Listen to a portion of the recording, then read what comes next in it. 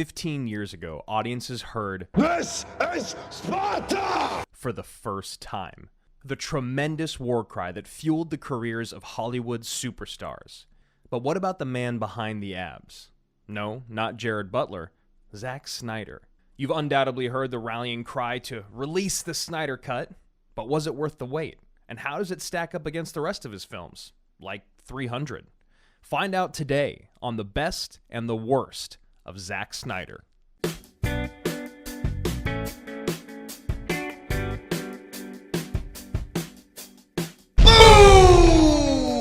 What is up, everybody? We are back with another episode of the best and the worst, and good Lord, do we need some fun, lighthearted conversation. And today on the show, we're talking Zack Snyder, the GOAT. He got the GOAT symbol on Twitter. Do we know why? Is there like a reason for that? I literally was thinking the same thing. I was like, was someone campaigning for this? Yeah. Did something happen? But he just got it. He probably just has a buddy that trending. works at Twitter. He's like, if you put a goat next to my name, it'll be really funny. They did. I saw it and I was like, I mean, it's like pretty sick. If I was Zack Snyder, I'd be pretty happy about that. Yeah, that's a big deal. I mean, like, I don't know what in any facet where Zack Snyder is the true GOAT. Yeah, right. But I really like Zack Snyder, and I'm excited to talk today because it's been 15 years since 300 came out, which is absolutely nuts. I mean, you and I both saw it when we had just graduated high school or right around then, so, you know, it'll be fun to talk about that. But it's the best and the worst, the show where we talk about anything in the movie universe, may it be directors, franchises, actors, directors. I said that twice because we're covering a director today, and we're going to tell you guys the best and the worst about their career. We're going to talk about the movies. We're going to rank that. We're going to talk about a little bit of history on Zack Snyder. Is he overrated? Is he underrated? Is he properly rated? There's a couple pretty questionable things in his filmography. In his filmography, yes. Indeed. Real fast before we get into the episode, I got a question for you. Shot out of a cannon, you get one symbol next to your name on Twitter. What do you pick? I don't know why it went immediately to the eggplant. That is not healthy. There's a problem. I wish it didn't, but I'm just being honest. I still am an eggplant, so it's a shame, but here we are. I've said it twice now, and we've been live on TikTok. I feel like probably I would also go with the... No, I'm kidding. I think, like, for me, even though I don't think it's accurate, I'd probably just go with the pizza slice. I feel like that or maybe the trophy. Like, the trophy symbol, like, just because I like the salsa lady. She's cool. Just to have? I just feel like it would make people think I was cooler than I am. I kind of want the emoji of the pushing his glasses up. Mine would honestly be probably like the brown version of the grandpa. Yeah, that's I just really feel like that these days. I feel like I'm an old man. Or you know what? The other one that would be good is the emoji of the guy doing this. Yeah. Cool.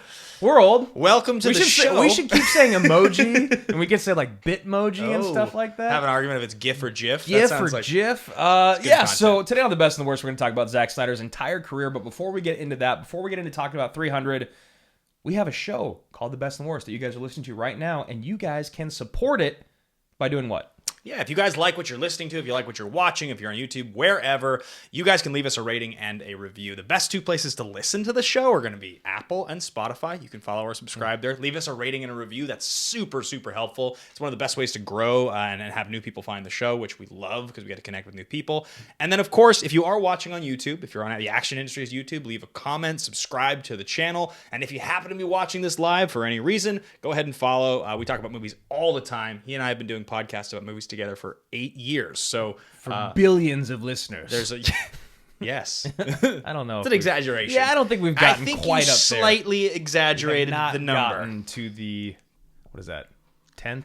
Is it 10 digits? Is that a billion? Yeah. Don't put me on the spot. We haven't done that. We won't do that to each other. So, 300. 15 years ago, you and I both saw this. Probably. I mean, it's crazy because in the back of my mind and in the front of my mind, we both thought this was 2006. It just felt like I saw this in high school. Well, there's two reasons. I think it feels like it was 06 to me, like the year, you know, I graduated high school a year early and moved to LA. Right. I came back to Seattle. And so 06, there's this year that I can remember seeing Departed in theaters. Like there's a bunch of movies that I remember seeing in that time period where a lot of my friends were seniors in high school. And I do remember seeing this movie. I also know that this movie was a festival thing the previous year. Yeah. And so some people saw it, and there might have been early screenings. It's hard to track. Like Butt-Numb-a-thon is one of these early release festivals that happens every year. Yeah, I saw that. Honestly, if I wouldn't have just looked that up, I would have I would have been like, what did you just say? Because the other weird thing is, and this is like something that in the movie Trivia Shimono, we've talked about this 100 times, that it's super annoying. The dual or triple release dates based off of festivals and a small release and a wide release and all that. But what happens is the IMDb parentheses number always is the festival. And because years pass and you see the movie listed so many times, you just get it in your head that that's when the movie came out. I'll be honest, if I Google a movie and it shows in the results the movie on IMDb with the number in parentheses, that's the number. I don't care about anything else. I don't want to have this conversation with anybody. I agree, but I don't understand it because it's like I did not attend Button-Umathon in 2006. We're going to try to slip as many of those as we can in this episode. Anyway, yes, it does feel like it was 06 in my mind, but whatever it was right around that time. I think we probably both saw it in 07, and this movie had a massive impact. I know it had one on me, on you. Yeah. Do you like distinctly remember walking out of the theater? Like, do you remember how it made you feel? I do. So it's crazy because I don't have the best short-term memory. Don't know why that is. But this is long-term memory. This is back when I was just a sober, sweet little child. And I guess it was right after we graduated because it looks like we were able to see it in March of 2007. That's when it was released in the States. So I'm assuming what happened was, I guess maybe I graduated high school and hung out, and it was maybe before, maybe I came back from college, and I saw it with my buddy, a good buddy of mine. His name's Landis, and we played football together. He kind of did one of those things where he like kind of lived at my house for the last year of high school, you know, like young kids angry with their parents. So he would always be over. He was like a family member to me. And I remember we went to this theater, which is now closed in Salem, Oregon, and we walked out. And I remember us just kind of like walking back towards his car and like looking at each other, just be like, right? Like we were just kind of like, like there was no words. It was just so sick. And it was very similar to like 5th grade watching The Matrix to right out of high school watching 300. Was like, dude, and then this happened, and then that part, and like this line, and like who was that guy, and like how shredded, like it was such a badass thing because, you know, this is even before you even recognized how difficult it was to be as shredded as those guys were. But we were still athletes. So it was like cool to look at these dudes that were just like specimens. And then, you know, you're young guys. It's like such a machismo movie. They're so badass. Totally. The action was so like revolutionary. When I walked out of 300, I was like, holy shit, that's one of the coolest things I've ever seen in my life. Well, the other thing about it, too, that I think is so cool is that when you see a new star who has that moment, that movie star moment, really for the first time, because Jerry B had been in some stuff, like Phantom of the Opera. I know Gerard Butler, for you that don't know him on a first-name basis like us. Yeah, his friends call him Jerry. I know we were all fans of Phantom of the Opera, but, you know, I do really think that 300 is the moment that almost everybody in America became very familiar with his abdomen. And, and his face. But really, it felt like he was kind of the main takeaway from that movie, even though a couple years later, it felt like Lena Headey's career kind of, well, and Fassbender's, right? Yeah, they both kind of went through the roof compared to Jerry's, even though Jerry was still a movie star, and he would like, I mean, now in 2022, we can look back and go like, he's definitely been the face of more franchises, more movies than either of them, actually. Yeah.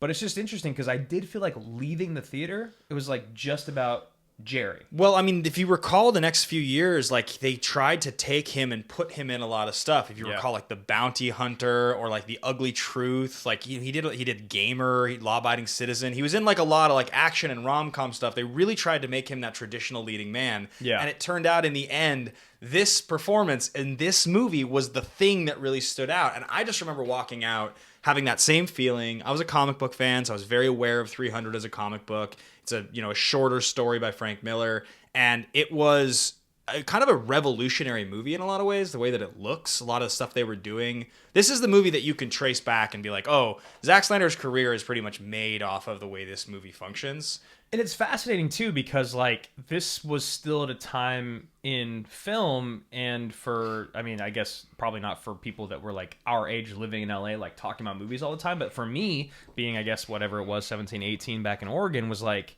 I didn't know that this was from a comic. I didn't know that this was basically, like, pulled from the page and put on screen. For me, it was just, like, man, the stylization, the blood, the everything about it, the grittiness was so cool to me, but I didn't know that it came from a comic. I mean, like the whole like slow down, speed up thing. You can trace film history back to moments where things got kind of done and popularized for the first time, and it's meaningful. Like, I mean, The Matrix is a meaningful movie in a lot of ways for more than one reason. The special effects are incredible. T2 is meaningful for that reason. Raging Bull, the speeding up and slowing down. Yeah. Like when movies have visual effects that really change the game, we all remember them. There's a reason the first Alien is such an impressive movie. We just watched a 4K restoration in a theater, and it's So like sweet. like you can't believe that movie was made the same time as like The Deer Hunter. It like literally just feels like a different conversation. I'm so glad you talked about aliens because we have a question of the week from one of our patrons, patreon.com/teamaction if you guys are interested. And her question, she's talking about wanting a Snyder cut essentially of any movie. Yeah. I almost said Aliens. I almost suggested it, but honestly, Aliens is so perfect that it doesn't need to be longer, but I kind of just... Alien. Yeah. Sorry, not Aliens, but Alien. They're both so perfect, really. I don't think either of them need to actually be longer. We don't need to see a director's cut. But those both popped in my mind to answer that question, but we have a different movie when we get to that. So, talking about our segments, we have a lot of really good segments. Is there anything else that you want to say about when you left the theater after seeing 300, the way you felt? I just remember it's one of the purest examples of a movie where, as you mentioned, as a young man, as a teenager, it just made you feel so cool. I mean, like... Yeah.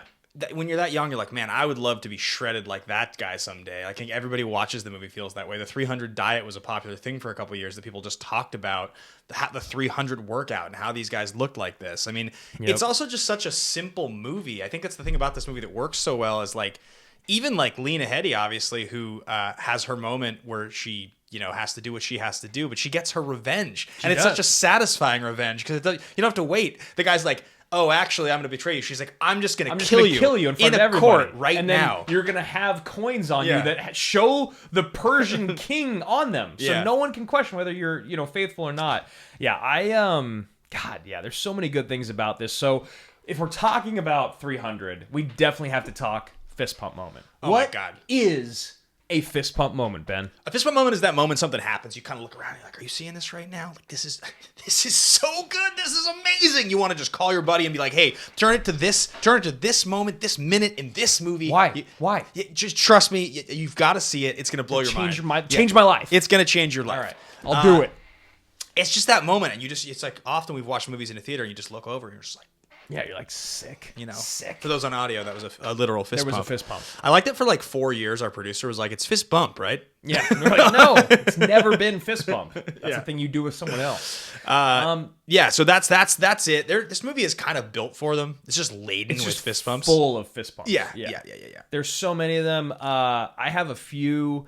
I think we both kind of have the same one, and I bet it's a lot of people's. Yeah, for sure. It's the montage scene in the middle of the movie before things start getting bad, when like what's his name, David Wenham? David Wenham, yeah. He's like, he's like, Xerxes sent his beast from all over the world. Yeah, and he's like, numbers matter for nothing. The brave 300. And it's like, you see like the elephants from all over the world. You see like the masked like special forces of the Persian army. You see the dudes like throwing the bombs that are dressed like wizards. Clive Barker looking creature with the knives on his arms. Yeah. I also love that later in the movie, by the way, this is a fist bump as well. Leonidas is like, hey, David Wenham, I need you to stay behind. He's like, why? He's like, because you've got a sick voice, bro. You gotta go back and tell him. No one wants to hear me say it.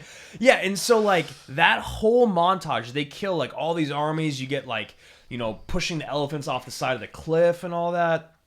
And then it ends with the two Spartans kind of just wrecking shit, right? Like owning dudes. And one of them is the captain's son. Yes. And you think everything's over. It's cool. It's him and Fassbender, right? They're just wrecking. And it's like, oh, it's kind of like that moment in like Lord of the Rings when Gimli and Legolas are like, 18, 19, like that moment. And then you don't see it coming. The son gets decapitated. And the end of the fist pump is the captain going absolutely ape shit. And David Wenham's like, blood drunk. I always remember that as a kid. That line is stuck with me. And is more horrifying than whatever it was. It's so sweet. Also, his voice is just a fist pump. Like in general, his whole existence in that movie. Yeah. I'm a big fan of every single time Leonidas says Ephialtes. Just like everything that Jerry B does in this movie. I think probably another fist pump that I would lean into is I mentioned it when Lena Headey gets her revenge. She kills Dominic West. She stabs him and she repeats the line, "I am not your queen. This will not go quickly." Yeah. Like that, you will not enjoy this. It's such a fuck yeah moment. And it's so like simply laid out, right? Yeah, like he rapes her like what, the day before or like 10 minutes before in the movie. Yep. And it's such a good payoff because you're like, this conniving, sniveling, like horrible piece of shit. But it's so simple. Zack Snyder, he's like, all right, A, B, C. Right. Bad guy, girl you're rooting for, she kills him. And also, it's so satisfying. And she also gets the come up of like, you know, she's basically sacrifices her dignity to try to save Sparta and save the king. Yeah. And then is betrayed and is just like, you think I'm about to do that shit and not get my revenge? She does what a queen has to do in that moment. She's like, I did what I had to do and now I'm going to fucking kill you. Yeah. And it's so clear as to why her career kind of skyrocketed after this. She's so like beautiful and powerful and badass and like, yeah, you just want to see more of her. I think instead of doing favorite line, because we were talking about it, but we've got a pretty full show today. There's other stuff. You were talking about Ephialtes. My favorite line in the whole movie, there's a bunch of them. Yeah. There's the Fassbender one. Yes. Yeah. He's like, our arrows will blot out the sun. Yeah. And he's like, then we will fight in the shade. There's an early movie trivia Schmodown clip where we got asked that question, and you literally say your answer in the match is, and Michael Fassbender says, then we will fight in the shade. So sick. So happy. Such a great moment. But I think after all this time has gone on, my favorite is when Leonidas, right before shit goes down, he goes, Ephialtes. How many syllables are in that name? He just goes, may you live forever. Yeah. And he just like looks down so ashamed. That's some of the best writing in all of... Is that in the comic? Do you remember? I don't remember. I wonder if it is. The other moment that I was going to say, I think about this sometimes. You and I wrote a screenplay last year, and we spent quite a bit of time on it. And, we talked a lot about it. And obviously, we're both, trained in entertainment narrative, but neither of us went to school for writing. Neither of us are writers. It's definitely a conversation of when a character says something, and you think about, like, well, what would this character we're writing say back? And often, I judge a movie on when I'm watching... Do they say the thing I expect them to say? Because if they do, the writing's probably not that good. And if they say the thing I'm not expecting them to say, but it's better, then the writing is good. That's like it's not always correct, but it's often correct. Yeah, for sure. And when David Wenham is like, any words for the queen, and Leonidas like pauses and he takes the thing off, and he says some line like, none that need be spoken. Yeah. Such a good line, such a good moment, because it's like, you're like, you get it. Like, she knew when he left what was going to happen. The relationship was there. Like, it's clear. He knew he was saying goodbye. I think he knows they're going to die when they go out in the first place. Yeah. And, it's like David Wenham. It's like, he just looks at him and he's like, what are you really going to be able to say to my wife that she doesn't already know? Our love is that powerful. It's just a great moment. I think that actually segues perfectly into our thesis because... when you look at some of the emotional moments in 300, you look at some of the emotional moments in Watchmen, for instance, because they're both pulled from different IPs, from an original piece of something that is so highly revered. You wonder, like, if those moments are from the comic. And maybe you guys can let us know. Maybe you guys can let us know in the comments or on Twitter, @AndrewGhai, @BenBateMedia. Some of these lines that we're talking about as our favorites, are they pulled from the comics? Is that why? Because traditionally, Zack Snyder has not been the best... emotional director out there, which kind of leads us to this thesis, because I think 300 is one of the best examples of what Zack Snyder does perfectly. There's not a lot of emotional depth.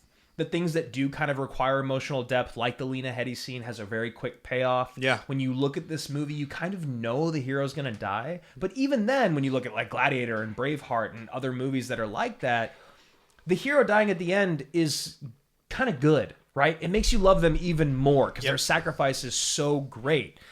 But he struggles to do that in other movies that I think it would be very easy to do, like in Man of Steel and Justice League and stuff. So our thesis, what do we land on? Our thesis is Zack Snyder would be an all-time great director if he could support his breathtaking visual style with any empathy. And it's a fairly self-contained idea. We discussed using the word empathy because obviously that word comes up when discussing human relationships most often, but the relationship that Zack Snyder has to his characters has to be reflected in the understanding of what they'd be going through, and that communicates in his ability to give us moments that either land or don't land. We all know that people flying around and punching each other and worlds exploding and knives and swords looks cool. But when a character says something to another character at an important moment, does it move you? We have talked about for years, in action movies, it's the moments between the action that make the movie work. Yeah. You know, because action fades, action ages. Great action's awesome. Yeah. It is those emotional moments between that really have you attached to the movie. And I think Zack Snyder is such an iconic and incredible director that if he knew how to do the other thing, he'd be up there with Chris Nolan. Like, if he could just make us feel a little more empathy in those moments that we really need it, right? Like, I think, you know, the Martha moment is one of the most famous moments in his career, because in BVS, when that happens, like, Superman and Batman have this moment together over their mother dying with the same name, right? And it's something that it feels like with a different director who is maybe a little bit more nuanced, a little bit more articulate, a little bit more skilled in making your audience feel empathy, that scene could have just been better. But it's a horrible scene. Horrific. And you know, like, we're going to talk about it when we get to what were they thinking, but there's numerous things throughout his career that it's kind of like the idea's there.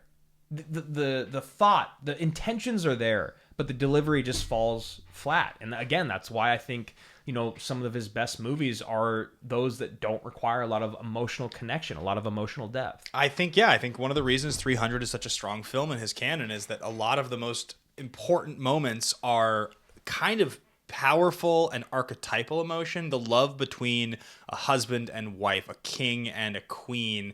It's such an intense idea to begin with. You almost don't need to know what their relationship is really like. Right. The love between a father and a son. The son has like 2 lines in the whole movie or something. There's almost nothing there. It's just this understanding of what it is, and he conveys that well. But when it comes to actual emotional scenes based on dialogue in moments where you need to understand something about a character, that he's not as strong with. And I think that you could describe Zack Snyder's style as visually breathtaking and emotionally cold. Those are probably the 2 best things to describe his career, but his visual style is so amazing. Yeah, it really is. It really, like, breathtaking is truly the best way to put it. And yeah, when you talk about visually cold and just cold in general, when I just rewatched BVS, like, that movie is so just cold. Dark, self-serious. Dark, cold, gritty. Yeah, but like not in the good ways. So we were just talking about Gerard Butler and Jared, actually, and Lena Headey. So let's talk about their careers a little bit.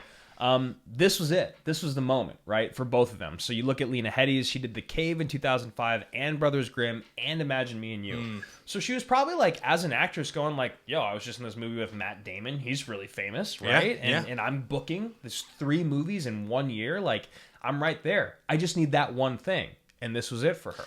300 breaks her through to that next level. And it's interesting, too, because Dawn of the Dead, which is Zack Snyder's directorial debut 2 years prior to this, is an impactful movie that people liked, but it was still just a horror remake from a guy that did music videos. So it wasn't like people were like, oh, you got to do the next Zack Snyder movie. It was like, this guy's up and coming. He did one thing that was pretty good. We all were surprised at how good this remake was. And Jerry wasn't famous. He had done famously done Reign of Fire. Reign of Fire. You know, Phantom of the Opera. It's him and McConaughey, right? Yeah. He was up and coming. But ultimately, like, it was this movie that broke through, and this movie was a surprise hit. We'll talk about the box office a little later. She gets the break here with this movie, but weirdly enough, as famous as she became a few years later with Game of Thrones, which I think started in 2010, it became her defining performance. And she's an actress that I sort of can't believe that she didn't end up as like a Marvel character, or she didn't end up in like a massive role in DC somewhere. Or... I honestly wonder if it's just because Game of Thrones was like so demanding for so long. Yeah, and maybe she like missed her window of being a film actress. Not even her window of like age or beauty or anything like that, but just like people cared about Game of Thrones because it was Game of Thrones. Yeah. They weren't in like, I think really the people that kind of won from it were Emilia Clarke. Yeah. And Kit Harington.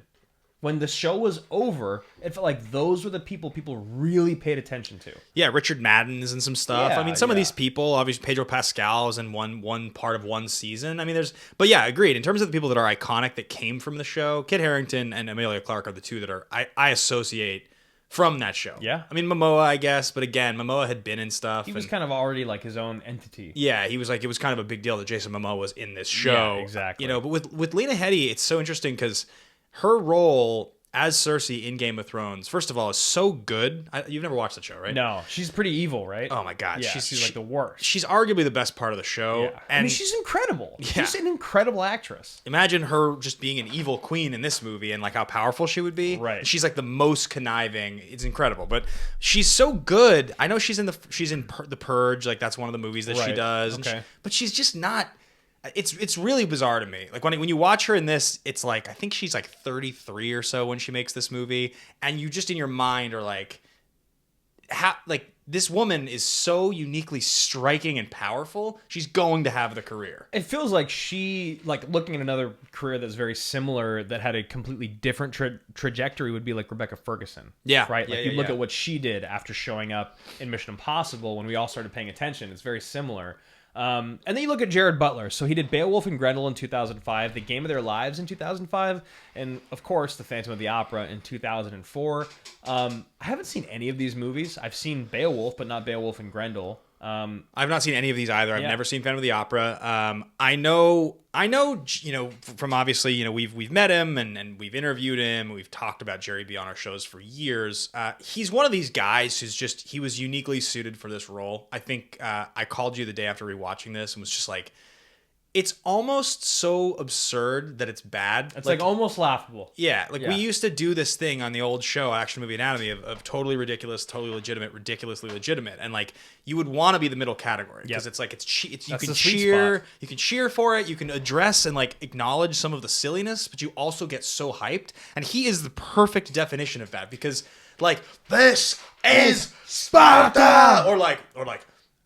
Watch your mouth, Persian. Like he just Ephialtes. Like all the stuff he says. He's so like the conviction is you could feel it's palpable. It's Schwarzenegger Predator level conviction. It is. It's my accent's absurd. I am way committed, but like I have a Scottish accent Yeah.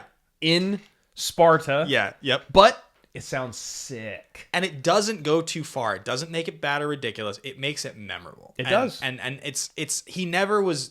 I mean, this is such a good role. It's one of those roles that like every actor dreams they would have someday. I'm sure when he became an actor, he probably dreamed of it, and he probably gets asked about this role more than anything else in his career. So you know, we do career defining role on this show a lot. We were gonna do over under proper on Zack Snyder, but I actually feel like at this moment, and we still can maybe do that. We'll find out. But it feels at this moment, considering we're about halfway through the show, a little bit more appropriate to just very quickly talk. Will there ever be, or has there ever been anything that could possibly make you think that Leonidas is not just Jerry's career-defining role? Like the closest thing is Mike Banning, but I guarantee you most people don't even know his name. Well, my favorite thing about Mike Banning is when He'll move mountains. The first time I interviewed Jerry, I quoted the line for him. I said it to him, the exact line that Angela Bassett has. And he was like, "What?" Yeah, he looked at me and he was like, and I was like, Mike Banning. He's like, oh, Mike Banning. Mike Banning, I love that movie. I mean that character. He like didn't know the line from his own movie, which is incredible. And like, whereas like when didn't you talk to like John C. McGinley and you like started saying a line from like 30 years from before? Point Break, and he completed the he line. finished for the me. line. Yeah, it's different, very different Very relationship. different. Yeah, But then McGinley was also like, I'm a Shakespearean trained actor. Like I love John C. Yeah, McGinley. it's one of the best ever. But so with Jerry, I feel like this is what I envision. If I think about, could Jared have a role more impactful? And the answer is, if they captured his movie star charisma, which he definitely has, Yeah.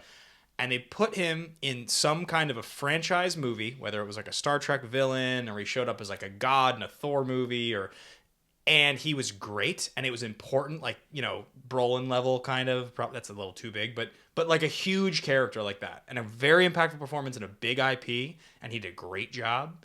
He's such a charismatic actor that if they found the right role for him and his Scottish accent, it could be bigger than 300 just by virtue of the franchise. But unless it's that, the answer is no. Yeah, I don't know, man. It just feels like because it's already been, 15 years since it came out, and even if he won an Oscar next year for Best Actor in a Quentin Tarantino movie or whatever. Sure, yeah. The dream. I still think you would go back to Leonidas when talking about him, like, in retrospectively, 30 years from now, I think it would still be that. I think you're right. I also think the other thing too is like when with men, it's like somewhere between like 25 and like 40 or so, when like their bodies sort of can do what they want them for a movie. Yeah. That if they have a moment to show off a physique that really lasts in people's minds, people remember it forever. Yeah. And he had that moment. I think I can't remember how old he is when he makes this movie, but it's like early to mid 30s. Yeah. Yeah. And he looks insane. It's nuts. Yeah. Absolutely insane. So talking about this movie, the numbers were insane. So it cost $60 to $65 million to make. It was released in March of 2007, 15 years, and it grossed basically $500 million. In 2007, a Zack Snyder movie starring Jared Butler grossed $500 million, and it had to have just all been word of mouth, because that's what it was back then. We didn't go and tweet about it afterwards. No.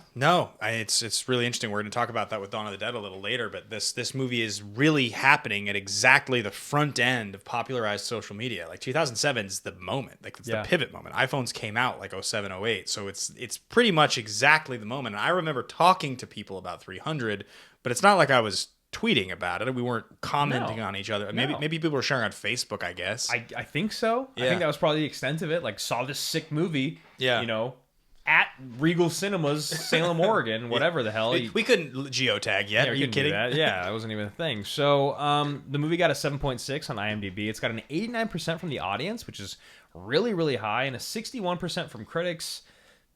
Fine. Feels like they missed the memo on that. I don't know how you could watch this movie now looking back. Yeah. And 40% of people could give this a thumbs down. Like, what's the thumbs down? I think it was because they were trying to look down their nose at it back then. Yeah. And then they realized after time had gone on that actually no, that movie was just special.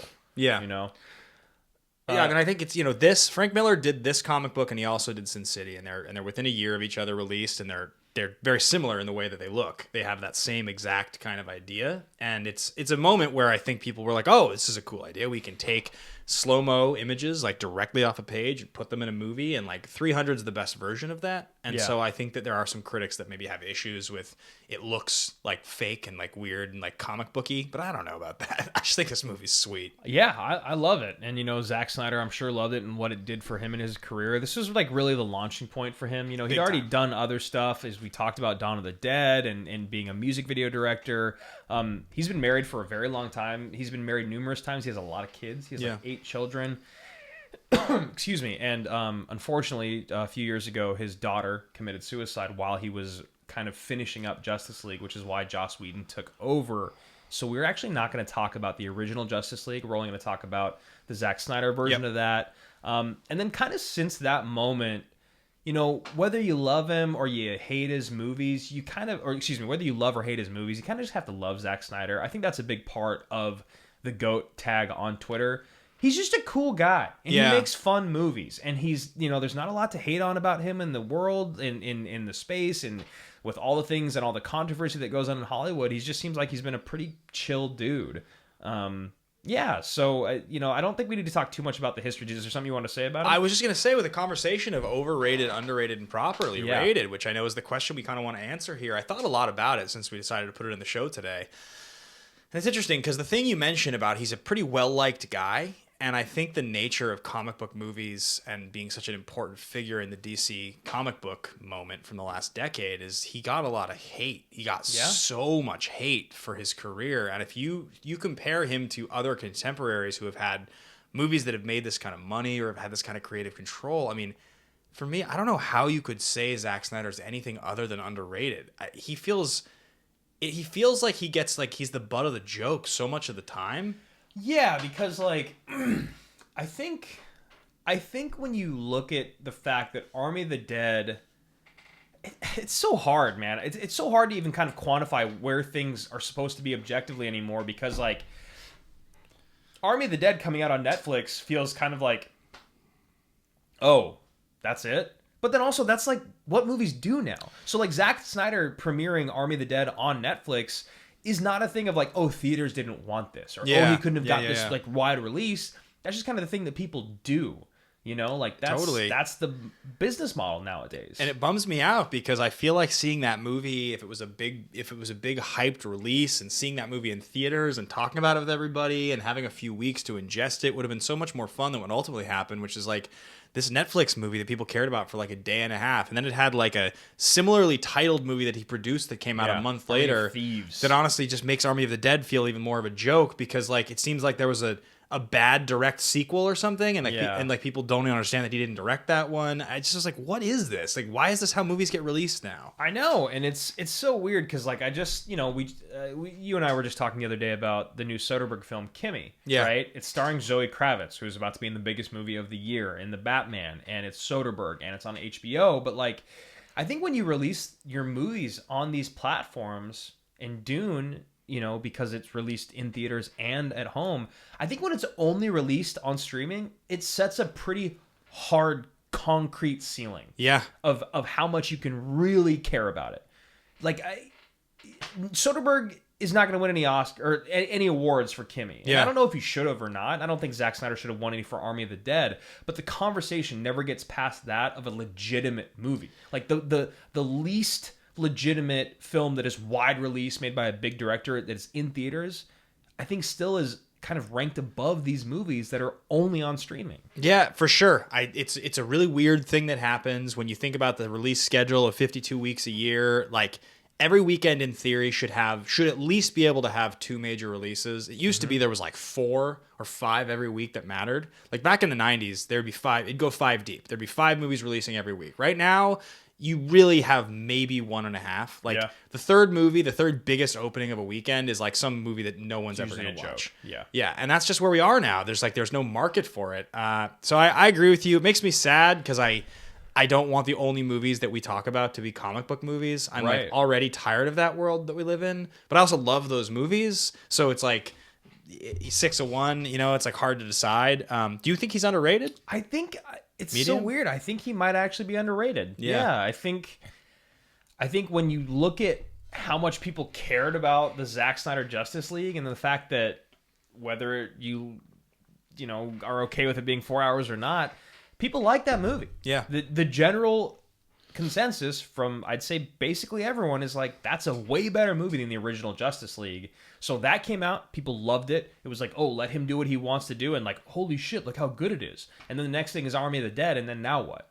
So I do feel like he's underrated because I feel like people should be going after him to do more projects, or like he should have more things in pre-production right now. He's Zack Snyder. For sure. And I think, obviously, we talked about the tragedy in his life. I'm sure that has had a pretty adverse effect on his ability to focus on being creative. The whole debacle of Justice League and the way that it was all handled in the end is such a sad story. So sad. And also... And it's so vindicating that he did get his cut. And it's really bizarre. Like, we can just briefly talk about Zack Snyder's Justice League, because I don't think we're going to have a huge amount of time to go into that film. But, like, it's got to be one of the most... Well, no, actually, we can save that for What Were They Thinking, because there's a good conversation to be had. It's perfect, because we're getting into What Were They Thinking right now. It sounds like we both actually think that he's underrated. There's a part of me that wants to say properly rated, because I think, like, when we talk about the not having empathy and not being able to convey emotion, it's not like a small part. That's like saying, like, with Licorice Pizza, just ignore the thing in the movie. It's like, that's what the movie is, though. Yeah. Like, that is the movie. So it's like, with Zack Snyder, it's like, yeah, but if your characters don't make me feel anything in the movies that I'm watching, then it's not like that's 10% of the battle. It's a pretty big part. So maybe he's properly, but I think because of how much hate he gets, I would lean into underrated right now. Okay. All right. Yeah, I think I'm there with you. I'm definitely like pretty close to on the fence, like exactly what you're talking about, but I think I'll go down that path with you. So before we get into What Were They Thinking, let's talk about our patrons. Allison Salamone, call sign The Rock. She sent in a question on our Patreon, patreon.com/team action. Anyone can submit a question, whether captains and above, so captains, generals. And she sent in a really good question, because we almost went down this rabbit hole of like, Zack Snyder, is he really even that great of a director? Because he keeps like talking about his Snyder cuts and director's cuts and extended editions and blah blah blah blah blah. But we like him. We both think he's somewhat underrated. So her question is, with the outcry for them to release the Snyder cut and finally having it delivered, what movie doesn't have a Snyder cut there's air quotes, that you wish did. And so we've talked about this. I have two that come to mind. Okay. One we discussed. The other one came to mind during the recording All right, of this. what is the second one? The one that came to mind while we were recording this is Prometheus. So I think Prometheus is a movie that is messy and long and has a lot going on, but I also think that Prometheus is a movie that is trying to be fairly epic in the story it's telling. Mm-hmm. And I don't think Prometheus gets the credit it deserves, first of all. I think Prometheus is actually like kind of regarded by most people as like a pretty whatever movie. It has like a couple good parts. Definitely. I think most people just kind of remember the C-section alien scene. And a great trailer. Everybody remembers how good the trailer was. So incredible trailer. But when I think about Prometheus, I often think about all the things in the movie I like. And I think about like, if that movie was just a true epic and had been like another hour, if it was like close to 4 hours and it had truly gone into history, and like, I just think they could have done more. I really think that movie is trying to be so ambitious. I think Prometheus, if there was a Ridley Scott, if he had shot 45 more minutes, right, and had to chop it down, I think that would be a really interesting movie to see a longer version of. The other one that we talked about, which I kind of love this because I actually think I like this movie. I think we like this movie more than the general public. Oh, yeah. And big shout out to the next episode of The Best and the Worst with the release of the Batman coming in the very, very near future. You and I are going to go to a screener next week. You guys are hearing this today, and we will have seen the movie in probably most cases by the time you listen to this. So. Yeah. So we are going to do the best and the worst of Batman. We're not going to do all the animated. We will include Mask of the Phantasm. We'll include Lego Batman. We're not going to go back to 66, but all the Nolan movies, all the original Burtons, The Fantastic Forever, and Batman and Robin. And of course, Batman versus Superman. Dawn of Justice. Dawn of Justice. Dawn of the Owls of Ga'Hoole. I do not think we'll talk Justice League at all. I think we're going to leave it at that. So really, really excited about that. But all that being said, Dark Knight Rises. Dark Knight Rises for a Snyder cut. So I think the theory here is that a lot of people remember that Batman goes and gets his back broken. Should I hear Bane talk for another hour? Batman gets his back broken, and then he does push-ups. Yeah. And they first have to hang him and then put his spine back in place. They fix his spine, and then he does a bunch of push-ups. Yeah, and he like doesn't eat, but he manages to like do push-ups and get jacked. Yeah, that's right. Yeah, what kind of food are they eating in that jail? Yeah, it's nuts. So then he gets out of the prison, and then snap your fingers, he's back in Gotham, and that's never explained. After making like a 13-foot long jump, and they like. And then there's this like No Man's Land inspired story that happens in Gotham as he has to fight and beat Bane. And the Bane fight itself is kind of disappointing because he just gets hit by a motorcycle in the end. Yeah, he just gets shot by the Batman's rockets on his motorcycle by Catwoman. And then you have this Robin throw in for a second, really, and Batman's in like France with Selena. So the whole entire second half of the movie, a lot of things happen really quickly there. Is like Nolan being like, I have to wrap up my trilogy, and this movie's going to be long anyway. Yep. But like, Dark Knight Rises overall is like I think it's actually a very fun to watch movie. Yeah, whereas like in Dark Knight, the end of Dark Knight I kind of don't like, and I don't love the Two-Face stuff, and I really wish they didn't spend the extra time on it. I wish the exact opposite for Dark Knight Rises. I wish that they'd spent more time. I wish they kind of Return of the King did. Right? Like went extra long to make sure we had the perfect ending. Like what if like we actually got some of the Robin story instead of just like here's JGL and he's gonna like just he's gonna discover and he knows who Batman is because he looked at him as a kid once and nobody else can figure it out but he can, and that's all we need. It just wraps up the story. Yeah, and like like you talked about, it's like him and Bane have this insanely epic showdown in the sewers. And then it's like back broken, healed, come back, gets killed by Catwoman. I would have loved to see just a little bit more going on with the whole like war in the streets of Gotham. Yep. Like they kill that captain guy who's been kind of like a bitch the whole movie. Yeah. But then they just like, it shows him like going out and fighting and then just cuts to him being dead. Yep. Like I would have just loved to see a little bit more in an already kind of long movie. So yeah, call sign The Rock. Thank you so much for submitting your question. I think we would go with Prometheus, which is a quick audible by you. I love that. And Dark Knight Rises. So before we get into the ranking of the best and the worst, which means you guys can get involved in this conversation as well, whether it's down below in the comments here on YouTube. You can leave a review, give us 5 stars. You can even throw in your review your ranking of Zack Snyder's movies or your Batman movies. Who cares? Yes. Or talk to us on Twitter, at Team Action Show, at Andrew Ghai, at Ben Bateman Media. And if you're a patron at patreon.com/Team Action and you would like to submit your thoughts on the Batman, send them in. Send them in. actionindustriesbrand@gmail.com is a great way to do it. If you're a patron, message us directly on Patreon. We will pull your question. We will answer your question on the Batman episode, and maybe you'll even change our mind. Maybe. If you have a strong point. I know a lot of people have strong opinions on the Batman, so let us know. I saw a list that had Dark Knight Rises at 9th. People hate that movie. No, excuse me. Dark Knight at 9th. Last place? Well, they added in a few other ones. So I don't think it was last place. They had like 66 in there. And that's some other crazy. Ones. But it was like second or third to last. I do think that the Dark Knight has experienced this weird cultural swing back now, where it's like I hate the last third of that movie so much, and Heath Ledger's the only great part of it. Yeah, I think it's the last third, and I think it was immortalized. I know these brief backwards, Harvey. She's incredible. I think also like people just immortalized that movie in this crazy way, where it was like put on this pedestal for so long that younger film fans who go watch it, like if they don't like it, they're like, "You guys are old. This is overrated." Like I think there's a little bit of that attitude. Yeah. People just can't realize what that movie was like when it came out. It literally changed everything. Changed the world. People talk about Iron Man changing things. Iron Man didn't change anything. It just kicked off the MCU. Iron Man's a good movie. I like Iron Man a lot. The Dark Knight changed the entire the whole concept. World was watching that movie of a comic book movie. Yes. It was like, oh wow, you're telling me actually that like a movie that I'm convinced should be a Best Picture nominee. It's like he must win Best Supporting Actor. Yeah, like, these things need to happen. So yeah, before we get into the ranking of the actual best and the worst, let's have a little bit of fun here with what were they thinking? You like that voice? I love that voice. There's some really good ones. There's some really good ones on this episode. I'm going to do that every time. I didn't know that you were going to do that. I didn't either. Yeah. It just kind of happened. It was bad. So like a really easy, quick one. Why in the hell is Zack Snyder's Justice League over 4 hours? It's 4 hours and 2 minutes. I don't understand. So like it's the easiest one to tackle first because first of all, he made a movie that had a lot of the stuff that was in Zack Snyder's Justice League in the movie. Mm-hmm. And Joss Whedon, who at the time people were not like really aware of how he worked yet and the type of human he appeared to be later on. Yes. He was like responsible for going in and like Avengerifying this movie sort of and like making it this really like lighthearted team up movie, which is really awful. And I remember when it came out wanting to be a bit more positive about it.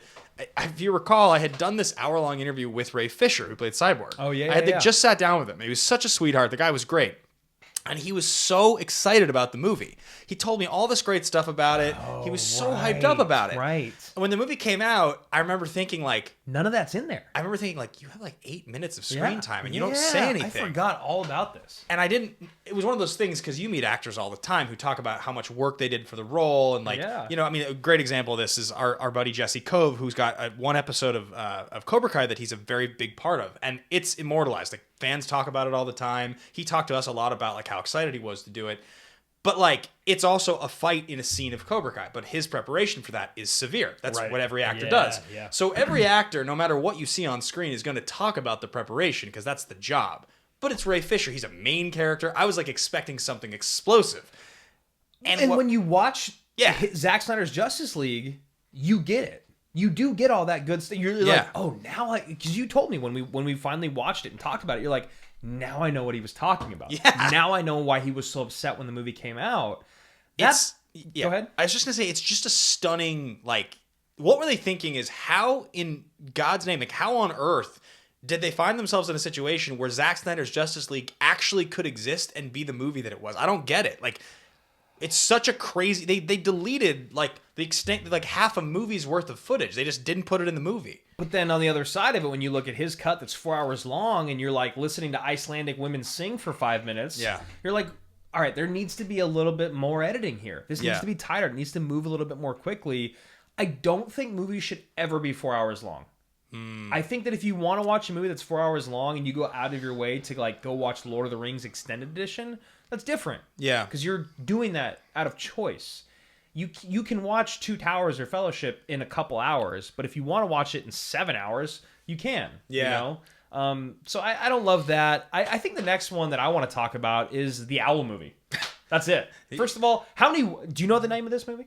You do know the name of this movie. Just say it. Legends of the The Legends. The Legends of the Guardian, the Owls of Ghai. I think it's the Legend of the Guardians. So it's singular and then plural. Training for the schmodown here. So, like, I read a review of this earlier. Why not just give it to an animation studio? Instead of having Zack Snyder take this movie. It made no sense. I remember 30 Seconds to Mars had a song called Kings and Queens that was coming out, and it was in the trailer for this movie. Okay. And I liked 30 Seconds to Mars quite a bit at the time, because this was like, 12 years ago. And I was like, oh, this is a cool song for the movie. And then I was like, I think I'm ever going to see this movie. What is this movie? And then, like, it happened, and I was like, is it like, because it's like Zack Snyder. I was like, he did Watchmen, he did 300. I was like, there's got to be something to it, right?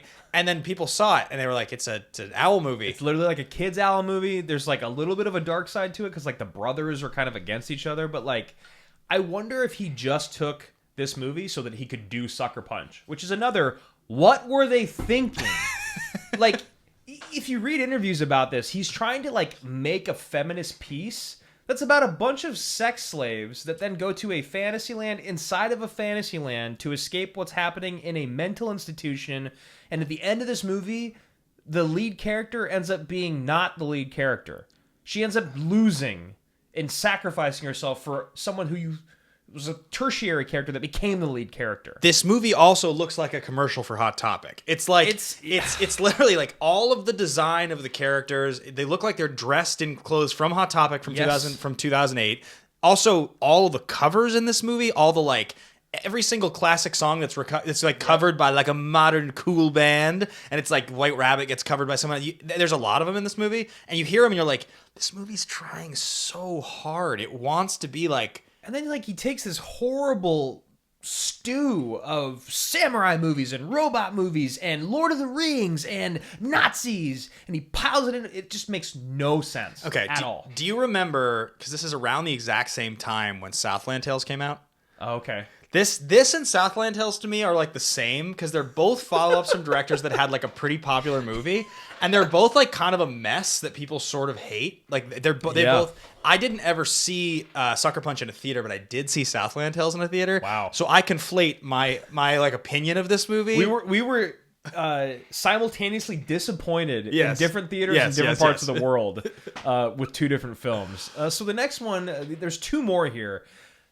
I want to save the last one for last. Yeah. But the next one is Malin Ackerman / Patrick Wilson. Why? Why those two? Yeah. Why are you going to take the most popular graphic novel ever? Yep.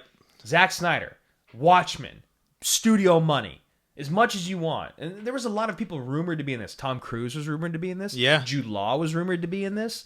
But they went with Malin Ackerman and Patrick Wilson and Jackie Earle Haley. Well, I like Jackie Earle Haley. Yeah. I think he does a good job. I think Patrick Wilson is okay, and I think Malin Ackerman is atrocious. But, like, why didn't this movie have, like, a superstar in it? I mean, Zack Snyder literally watched Little Children, and he was like, Watchmen. He's like, that's my Rorschach right there. I want that two scene of these in the car. I want two of these three actors in my movie. It's a bizarre casting, because like Patrick Wilson at the time, we just talked about this on the Moonfall episode, which is out there. If you guys haven't checked it out, Best and the Worst of Roland Emmerich. It's a good episode. It's a good episode. It's a really good episode. We just talked about Patrick Wilson's career, and there was this moment around this where he was sort of like, he was this everyman style guy that like felt like he had enough to be a leading man. Yeah. But he's cast as Dan in Dreiberg in this weird way in Watchmen, where he's like kind of a lame leading man, and that's kind of the point. Yeah, it's kind of the point. It is. And he's a little more, to me, he's a little more defensible than she is, because Malin Ackerman at that point was like,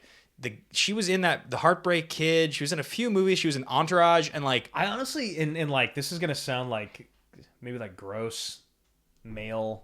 Yeah. I only remembered Malin Ackerman as being Freak Show's wife in Harold and Kumar Go to White Castle, because she like wants to have like a threesome with him or whatever. that. I remember like at this age I was like, oh my god, right? She is so hot, and like, who is this? And then you know, obviously I know she's an actress, so then it's like, okay, I see her in Watchmen, I want to give her a chance, right? And she's rough, man. She's probably the worst performance in this movie. I mean, there's a few performances that I like. This movie Watchmen in itself is kind of a bizarre movie because it's like, and we'll talk about this a little later in the show, but it's like so trying to be exactly what's shown on the page of the Bible of comic books. Like Watchmen, for anybody who doesn't know this, and that's been a lot of years, so some people don't, but Watchmen is like, it's like the Dark Knight of comic books in the sense that it defines what a great comic book is in the superhero genre. Alan Moore is the greatest writer in history. It's like truly regarded as this is his magnum opus. His magnum opus, bringing it back. Yes, 100%. Watchmen is super, super famous, and Malin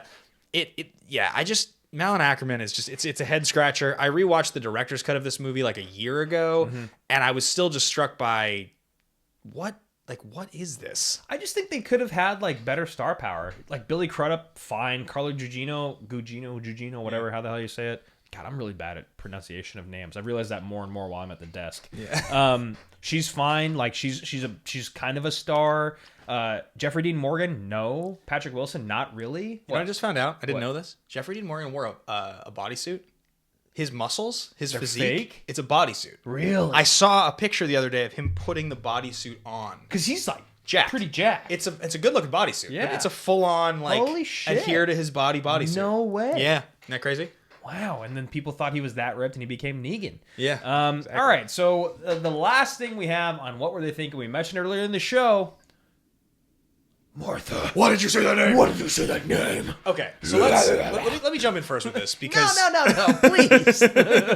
So I watched the ultimate edition of this movie probably whenever we did a review of it on Action Movie Academy. It was like 3 years ago now, probably. Yeah. And I watched the movie and I was like, okay, like this movie is pretty good. Or it was like 2 years ago. It was the pandemic, actually. I think this movie's pretty good. I like it a lot more than the original. And I got to the Martha part because I hadn't seen it since theaters. Right. And I was like, there's got to be, because now it's been immortalized as a bad decision so much that I was like, there has to be more to it than I remember. And it gets to the part in the movie and it happens. And I was like, I paused it and I was like, this is the dumbest fucking thing I've ever seen. It's so I wanted to tell you, I wanted to save it for the show. I was playing Clash while I was watching it, right?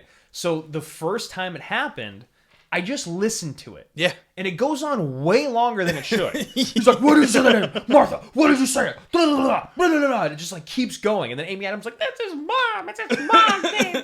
And you're like, Jesus, this is like a 4-minute scene. Yeah. Right? So then my game of Clash ended. I won. Yeah. And I rewound it to actually watch it again. Yeah. And I just couldn't believe it. Nor could I. I could not believe that there was like a room of people that were like, this is it. This is the decision, Zach. This is how I imagine it. I imagine Zack Snyder sitting at this boardroom, and there's like 18 people sitting around. What sounds like mother? Martha. And he's like, guys, I've got it. No one's ever thought of this before. Bruce Wayne and Clark Kent, both their moms are named Martha. Any of you guys ever think of that? Of course not. I'm Zack Snyder. Boom! Write the check. Let's make the movie. It feels that dumb. It feels like he was like, did you know that Matrix 2 and 3 came out the same year? Yeah, you didn't know that, did you? There's nothing, they couldn't think of anything, a through line for Batman and Superman. Because literally it happens, and it's like, cut to next scene. We're friends now. I'll help you. I'll support you. I wanted to murder you a second ago. Your mom has the same name as my mom. That's it. That's the whole explanation. That's it. It's a staggering. Luckily, her name wasn't like Guinevere or something. There's no way there's two moms named Guinevere out there. I wanted to break the TV when it happened. I was so mad. I just was like, this movie isn't good anyway, but like, this movie is made so much worse by this. It is the ultimate What Were They Thinking? It's probably one of the ultimate all-time movie What Were They Thinkings because it's so preposterous. I love it.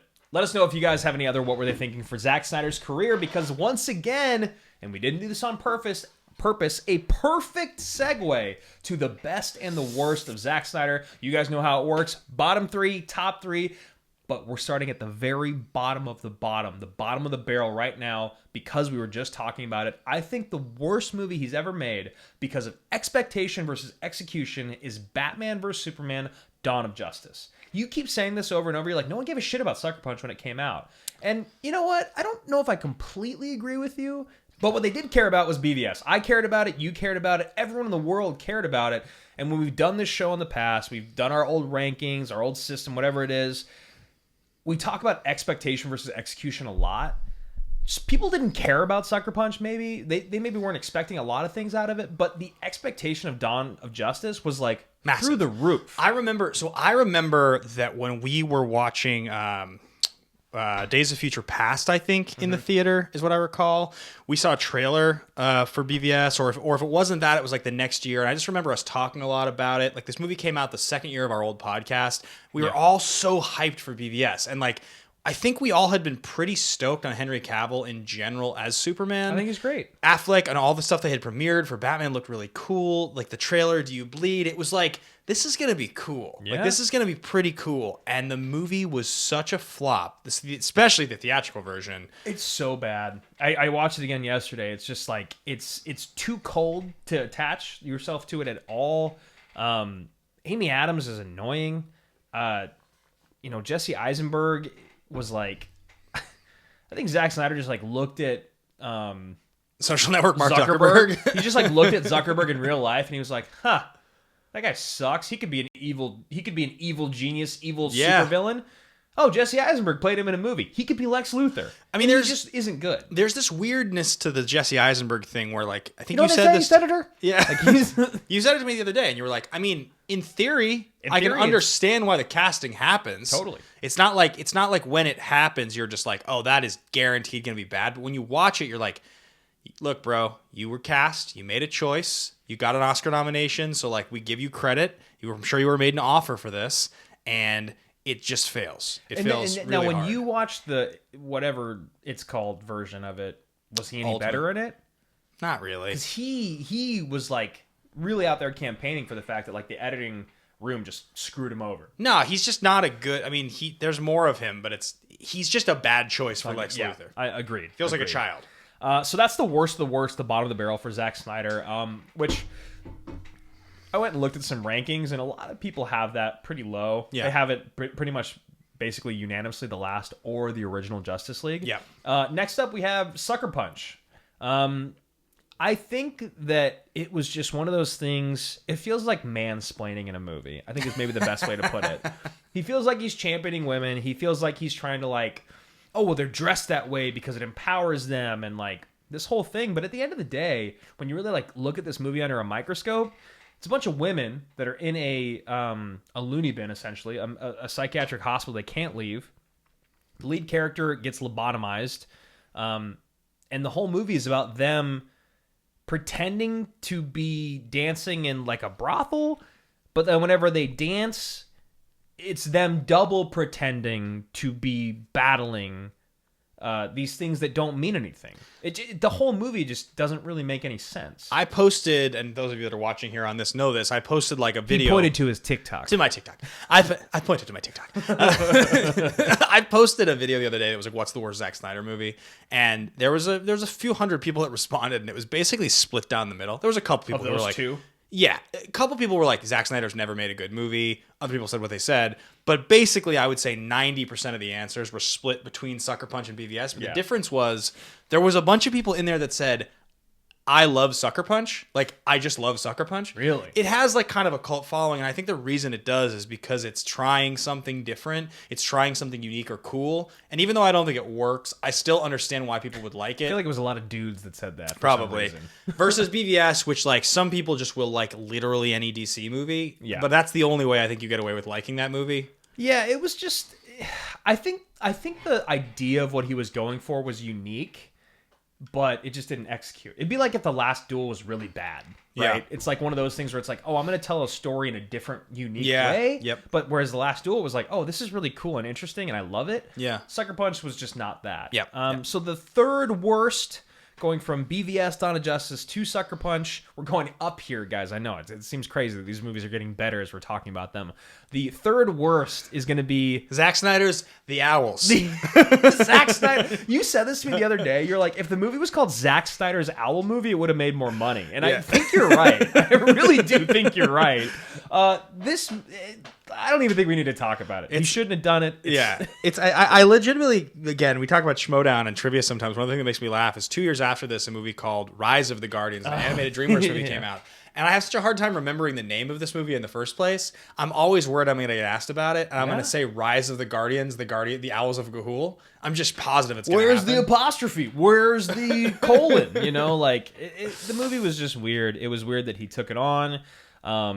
The owl battling it just was weird. It just felt like watching cockfighting animated, though. It's just one of those weird movies that got made that's at a strange point in the guy's career, and I really think he did it so he could make Sucker Punch. Yeah, maybe. Because Sucker Punch he wrote. I think Ga'Hoole's right before. I think the Owl movie is based on it's a children's novel, like a YA. Yeah. Well, no, it's right after Sucker Punch. Is it after? I think it goes Sucker Punch, Watchmen, this movie.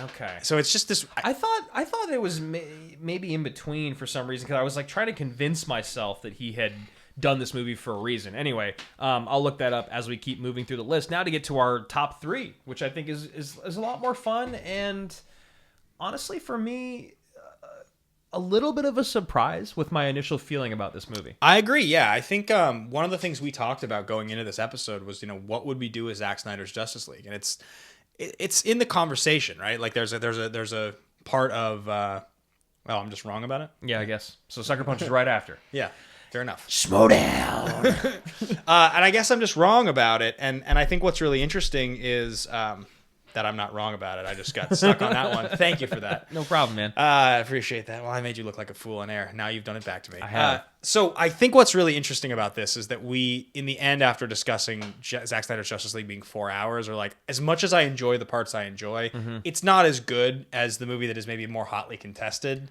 Yeah, and Man of Steel, I think for you and I, there's parts of that movie that feel like a little bloated. I don't think either of us really liked the end. And we were trying to think of good, we're talking about Zack Snyder. We're talking about visual stylization and sweet fights and stuff.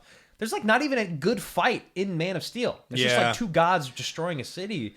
So those movies didn't make it, but what did make it to number 3 after all these years and after kind of all the hate that it originally got, is Watchmen. Yeah, and I saw Watchmen in theaters. I watched it again probably 5 or 6 years ago, and then I finally watched the director's cut last year, 2 years ago, because people had talked a lot about the director's cut. It's longer, has a lot more stuff from the comic book.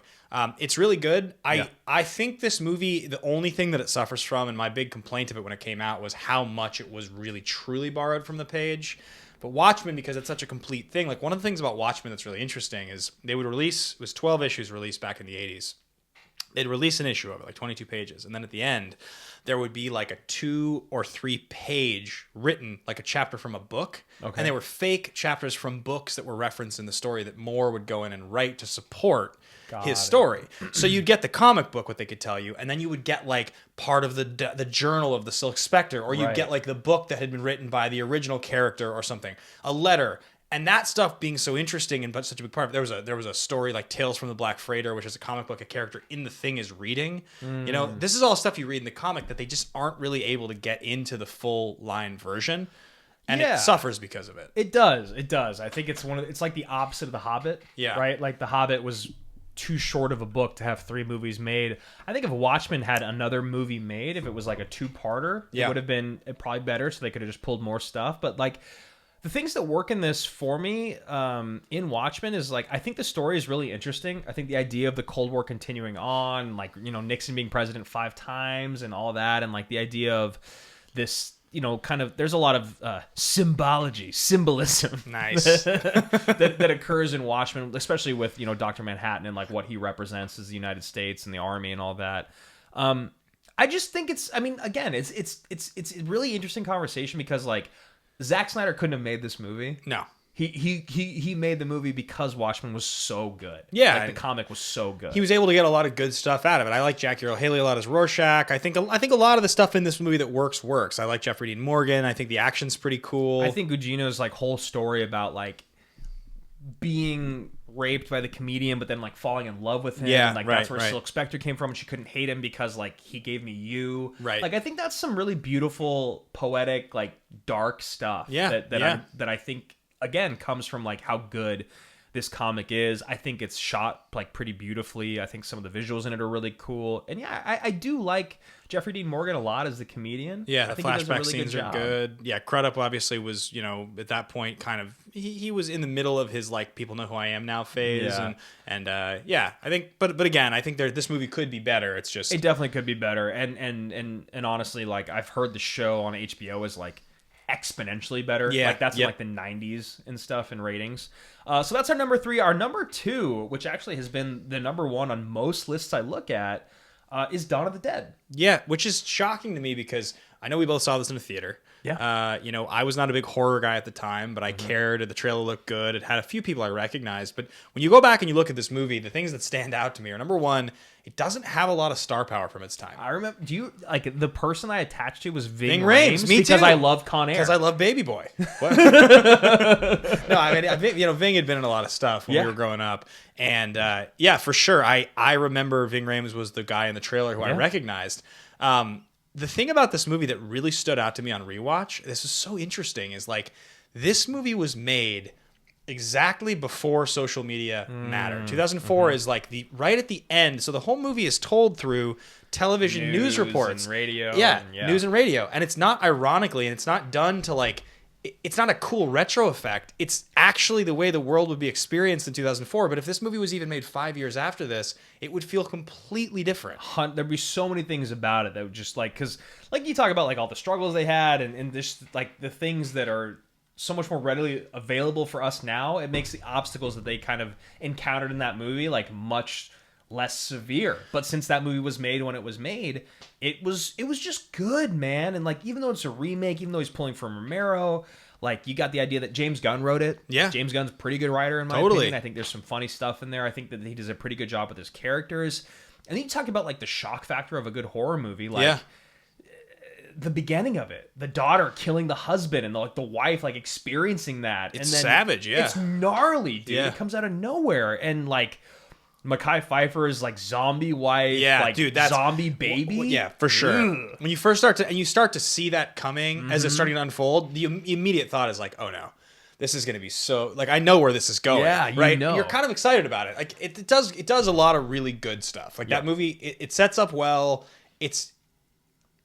I think the thing that I found so interesting about this whole like modern movie thing is the further we get from movies that I remember feeling modern, I go back to rewatch them, the more I have to ask myself, like, does this actually feel modern or do I just remember it? And this movie feels as close to a modern movie as like an old movie is able to feel. Like, do you feel like it's a modern movie behind its time or an older movie that was ahead of its time? I think it's spot on, but I think 2004, we're getting close to 20 years now. Yeah. And I think like fairly soon, this movie won't feel modern anymore, just like the effects and the way that it's filmed, but it does still. Zombies are good still. Totally. And stuff's pretty gnarly. If you go back to even just the late 90s, if you think about movies that came out in like 1998 or 1999, like if I watch Face Off, it does not feel like a modern movie. Right. If I think about watching 96% on Rotten Tomatoes. Rush Hour, it doesn't feel modern. Gone in 60 Seconds, it's like mostly. And it's, like that 20, 25 years thing is where you start to get it. And this movie does actually still feel like a modern movie, even though it doesn't have a big budget.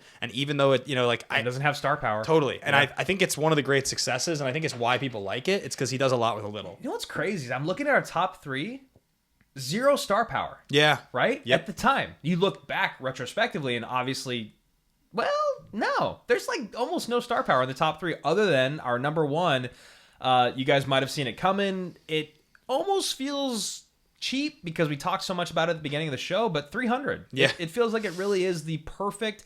Talk about our thesis. I think this movie dodges our thesis, right? Yep. This movie is the best Zack Snyder's ever been because it's just emotional enough. You care just enough about the stuff that you should, about like the 300 Spartans dying and about Ephialtes betraying him, Ephialtes, and what happens to Lena Headey and all that. But still, at the end of the day, it's just like badass, visually striking Zack Snyder's perfect. It feels like the movie of his cocktail. that does all of the things that he wants to do with his career with sort of the least frills. I don't complain about what the movie doesn't do because I think that the story it's based on is such a simple story to begin with. It's like it's the tailor-made movie for Zack Snyder to make. It gets to do things that are impressive visually, but it doesn't have to like, this is what Superman would be like, or Right. You know, we're not asking him to like make an animated owl movie revolutionary. Army of the Dead, like he has his name attached and it's a zombie thing, and like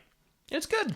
it is good, but there's also the side of it, which is like, I recognize all of these actors. Like I'm expecting this. I'm expecting a lot here because you're Zack Snyder now, whereas with 300 I wasn't, and it's, you know, I think 300 works really well for that reason, and this is probably the fourth time I've watched it, and I was pretty surprised by It's still sweet, man. how much I like it. And again, this is only 2 years after Dawn of the Dead. Talking about a movie that still feels totally modern. Right. Like I don't know when this movie watching this is not going to feel modern. Like these effects have not aged a day. Yeah, that's actually a really good point that you make. And you know, looking at our top three, it's a great top three. I really do wonder, because you know, you look at 300 being our number one spot. None of these are original properties. No. Right?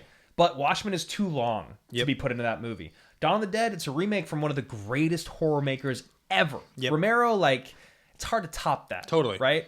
Dawn of the Dead, the original, is still considered probably top three greatest zombie movies ever. This isn't even close to the top three, right? But then you take 300. It's a property that is reused, but it's nothing we've ever seen before. As you said, it's a much shorter novel, I think, than Watchmen.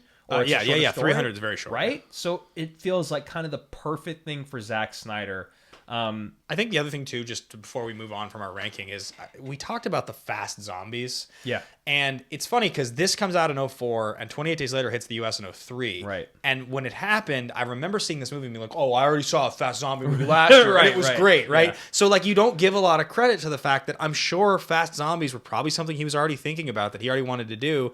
Now fast zombies we take for granted are like a thing you can do. For sure. When I watched this last week, I was like, oh shit, I forgot. Yeah, they me can too. move. Totally. Yeah.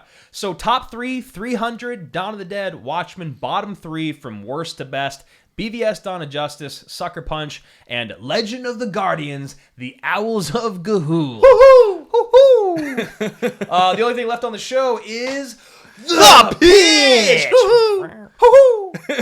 You guys heard it earlier. We're going to do the best and the worst of Batman. Talking Tim Burton, Forever, Batman and Robin, Lego Batman, BVS, all the Christopher Nolan movies, and of course the brand new The Batman. And of course Danny DeVito's sweat stain on his onesie in Batman Returns. Yeah, I can't wait to break these down. There's a few of them I'm really excited to go back and rewatch. I can't wait to see The Batman. It's gonna be. Yeah. I'm already hearing from people that we know that it's pretty great. Yeah, I can't imagine it's not. It looks so good. So guys, thanks again for hanging out. Thanks again for checking out the best and the worst of Zack Snyder.